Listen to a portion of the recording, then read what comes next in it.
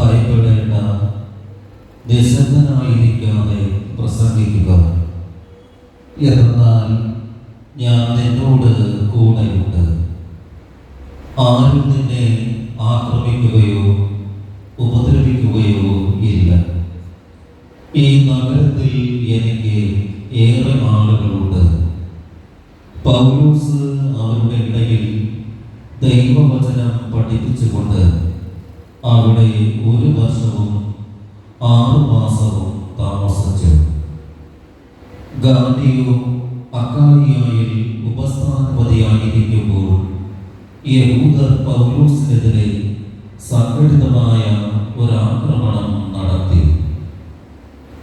അവർ അവനെ ന്യായാസനത്തിന് മുമ്പിൽ കൊണ്ടുവന്ന് ഇപ്രകാരം പറഞ്ഞു: ഈ മനുഷ്യൻ ദൈവവിരുദ്ധമായ രീതിയിൽ ദൈവാരാധന നടത്താൻ ജനങ്ങളെ പ്രേരിപ്പിക്കുന്നു.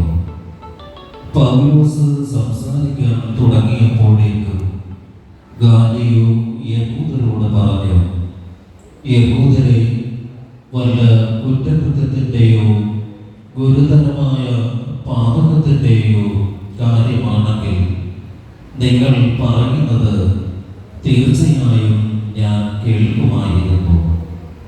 എന്നാൽ ഇത് വാക്കുകളെ കുറിച്ചും പേരുകളെ കുറിച്ചും നിങ്ങളുടെ നിയമത്തെക്കുറിച്ചുമുള്ള പ്രശ്നമാകയാൽ നിങ്ങൾ തന്നെ കൈകാര്യം ചെയ്യുക.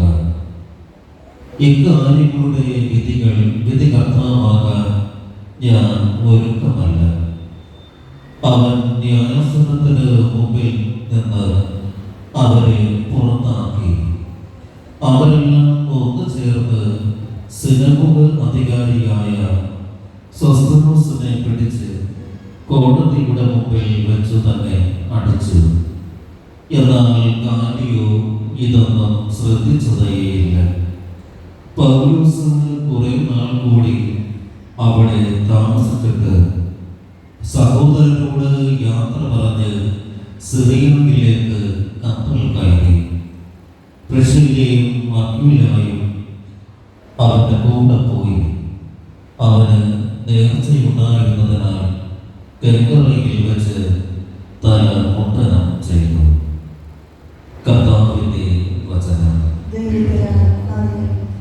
ദൈവം ഭൂമി മുഴുവന്റെയും രാജാവാണ്. ദൈവം ഭൂമി മുഴുവന്റെയും രാജാവാണ്. ജനതകളെ കരഘോഷം മുടക്കുവിൻ.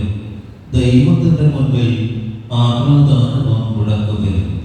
അത്യുന്നതനായ കർത്താവ് ഭീതിതനാണ്. അവിടുന്ന് ഭൂമി മുഴുവന്റെയും രാജാവാണ്. ദൈവം ഭൂമി മുഴുവന്റെയും രാജാവാണ്. അവിടുന്ന് രാജ്യങ്ങളുടെ മേൽ നമുക്ക് വിജയം നേടിത്തന്നു. ജനതകളെ നമ്മുടെ കാൽക്കീഴിലാക്കി.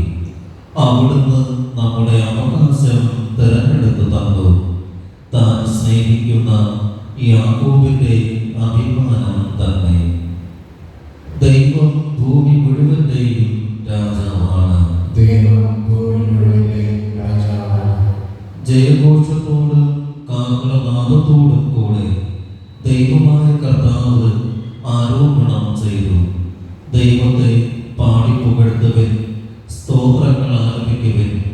നമ്മുടെ രാജാവിന് സ്തുതികൾ ഉതിർക്കുവിൻ, കീർത്തനങ്ങൾ ആലപിക്കുവിൻ.